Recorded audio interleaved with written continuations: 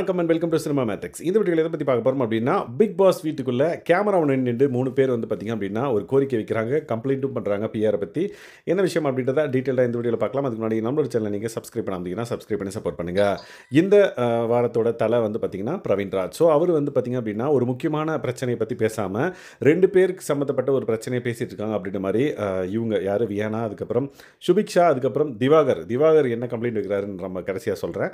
So இவங்க 3 பேரும் நின்று அவர் மேலே ஒரு குற்றச்சாட்டு வைக்கிறாங்க. என்னென்னு பார்த்தீங்கன்னா, இப்போ கரண்ட்டாக பிரச்சனை போயிட்டு இருக்கிறது வந்து கனியக்கா அண்ட் தென் இவங்க பார்வதி. ஸோ இவங்க 2 பேரும் வந்து பார்த்திங்கன்னா, நீ இதை பண்ண மாட்டேன், நான் அதை பண்ண மாட்டேன்ற மாதிரி ஒத்த காலில் 2 பேர் நின்று பிரச்சனையை வந்து பார்த்திங்க அப்படின்னா முடிக்காமல் இழுத்துக்கிட்டே இருக்காங்க அப்படின்னு சொல்லலாம். மேபி அந்த ஒரு ரீசனாலே பிக் பாஸ் வந்து எந்த ப்ரொவிஷனும் இன்னும் அனுப்பாமல் இருக்காங்களா என்னன்னு தெரியல. ஸோ ப்ரொவிஷன் அனுப்பாதனால சாப்பாடு இன்னும் வந்து ரெடி ஆகலை அப்படின்ற பட்சத்தில் எல்லாருமே வந்து பார்த்திங்கன்னா ரொம்ப பசியில் இருக்காங்க. எஸ், திவாகர் வந்து ஃபஸ்ட்டு கேமராமேன் நின்று ரொம்ப பசிக்குது பாஸ் அப்படின்ற மாதிரி அவர் வந்து அவரோட பிரச்சனை பற்றி பேசிகிட்டு இருக்காரு.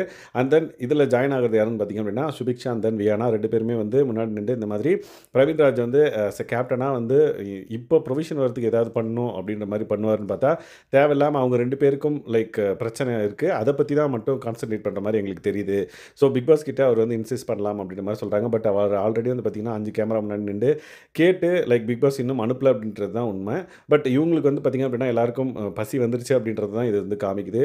கேப்டன் வந்து இதை பண்ணலை, அவர் வந்து அதுக்கு கான்சன்ட்ரேட் பண்ணாமல் இதுக்கு தான் வந்து முக்கியமான இம்பார்ட்டன்ஸ் கொடுக்குறாரு அப்படின்ற மாதிரி இவங்கெல்லாம் சேர்ந்து பிக் பாஸ் கிட்ட வந்து கம்ப்ளைண்ட் பண்ணுறாங்க. ஸோ பிக் பாஸ் வந்து பார்த்திங்க அப்படின்னா லிவிங் ஏரியாவுக்கு ஒரு இடத்துல கூப்பிட்டு ஒரு விஷயத்தை வந்து சொல்லலான்றப்ப இதை கேட்குறாங்க கெமி, பிக் பாஸ் ப்ரொவிஷன் அனுப்புவீங்களான்ட்டு, கூடி சீக்கிரம் அனுப்பப்படும் அப்படின்ற மாதிரி ஒரு சொல்யூஷன் கொடுக்குறாங்க.